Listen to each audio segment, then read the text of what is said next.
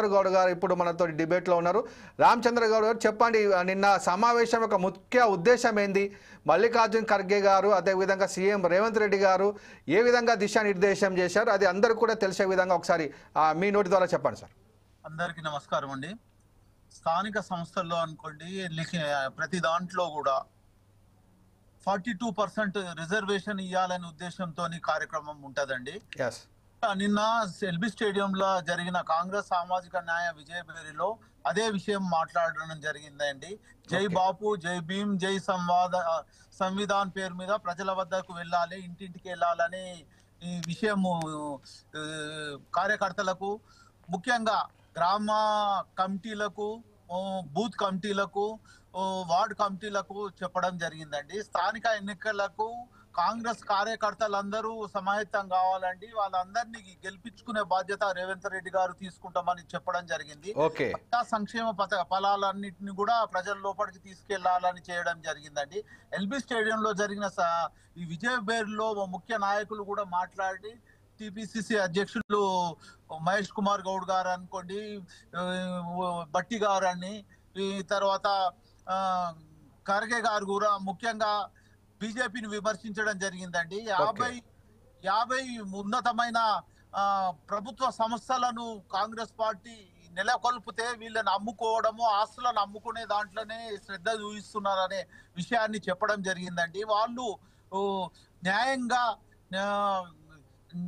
న్యాయ వ్యవస్థకు విలువ ఇవ్వడం లేదు, చట్టాన్ని మార్చాలి, తర్వాత రాజ్యాంగాన్ని మార్చాలనే ఉద్దేశంలో ఉన్నారు. ఆ ఉద్దేశాన్ని కరెక్ట్ కాదు, దాన్ని చట్టం ప్రకారం అది చేయడం వాళ్ళకు సరైనది కాదు. ఈ రోజు కాంగ్రెస్ పార్టీ కూడా మాటిచ్చిన ప్రకారము, ఎన్నికల్లో మాటిచ్చిన ప్రకారము కులగణనతో పాటు బీసీ గణన కూడా చేయడం జరిగింది. అదే రకంగా ఎస్సీ ఎస్టీ ఈ వాళ్లకు సబ్ ప్లాన్, ఎస్సీలలో సబ్ ప్లాన్ కూడా ఇవ్వడం జరిగింది. అదే రకంగా రైతులకు సుమారుగా 1 ఇయర్ లోపల 1,00,000 కోట్ల రూపాయలు ఖర్చు చేయడం జరిగింది. దీని మీద ఛాలెంజ్ చేయడానికి మేము రెడీ ఉన్నాము. ఎక్కడ దేశంలో కూడా ఈ రకంగా రైతుల గురించి పాటుపడిన ప్రభుత్వం లేదు. కాంగ్రెస్ ప్రభుత్వం తెలంగాణలో ఈ 1,00,000 కోట్ల రూపాయలు ఖర్చు చేయడం జరిగింది. రైతులకు సంబంధించి రైతు రుణం మాఫీ అనుకోండి, సబ్సిడీ అనుకోండి, రైతు భరోసా అనుకోండి, ఈ కార్యక్రమాలతో పాటు వాళ్లకు సంబంధించిన విషయాల్లో రైతులకు 70% ఉన్న రైతులకు న్యాయం చేయాలనే ఉద్దేశంలో కాంగ్రెస్ పార్టీ ముందుందనే రకంగా చెప్పడం జరిగింది. అదే రకంగా 60,000 ఉద్యోగాలను ఇవ్వడం జరిగింది ఈ సంవత్సరం లోపల. దీన్ని మీరు ఖచ్చితంగా మీరు తెలుసుకోండి. రాష్ట్ర ప్రభుత్వం తరఫున మేము ఛాలెంజ్ చేస్తున్నాము. 60,000 ఉద్యోగాలకు తక్కువ ఉంటే మీరు దేనికంటే దానికి మేము ఛాలెంజ్ చేయడం జరుగుతుంది. రాష్ట్ర ప్రభుత్వం తరఫున బీజేపీకి, బీఆర్ఎస్ కూడా చేయడం జరిగింది. గత ప్రభుత్వంలో బీఆర్ఎస్ లో 22% మాత్రమే బీసీలకు రిజర్వేషన్ ఇవ్వడం జరిగిందండి.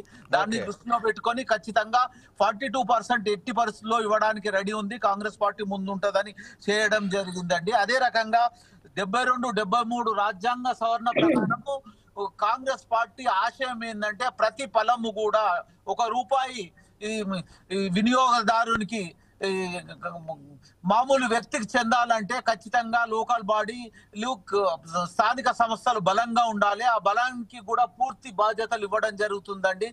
పూర్తి అధికారాలను, నిధులను, విధులను ఇవ్వడానికి మేము కాంగ్రెస్ పార్టీ తరఫున ముందుంటది. ఖచ్చితంగా రాబోయే ఎన్నికల్లో సుమారుగా 34 ఎమ్మెల్యే సీట్లు పెరుగుతాయి. అంటే సుమారుగా ఇప్పుడున్న 119తో పాటు 34 అంటే 153 సీట్లు, 153 సీట్లు పెరుగుతాయి. 153లో 100 సీట్లకు తగ్గకుండా కాంగ్రెస్ పార్టీ గెలుస్తుంది.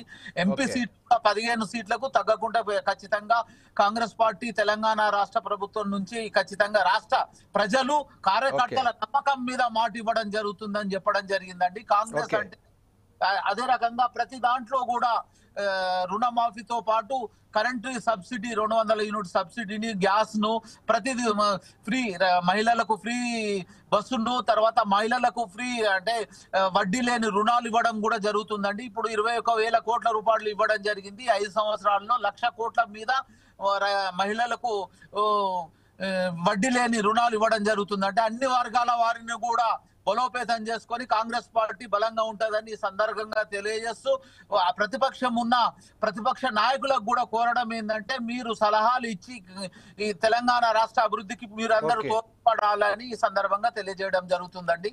ఓకే రామచంద్ర గౌడ్.